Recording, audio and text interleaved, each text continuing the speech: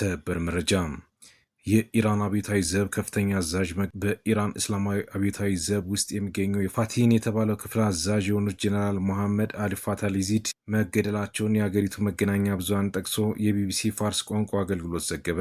ወታደራዊ ምንጮችን ጠቅሶ የኢራን መገናኛ ብዙሃን እንዳሳወቁት ጀነራሉ የተገደሉት በአሜሪካና በእስራኤል እየተፈጸመ ባለው ጥቃት ትላንትና ረቡዕ ነው። ምንጮች ጨምሮ ጀነራል መሐመድ አሊ ፋታሊዚድ ቀደም ሲል አብዮታዊ ዘቡ እግረኛ ሰራዊት ክፍል አዛዥ እንዲሁም ባሲጅ የተባለ የሚሊሻ ጦር ፋቲን የተባለ ክፍል አዛዥ ነበሩ።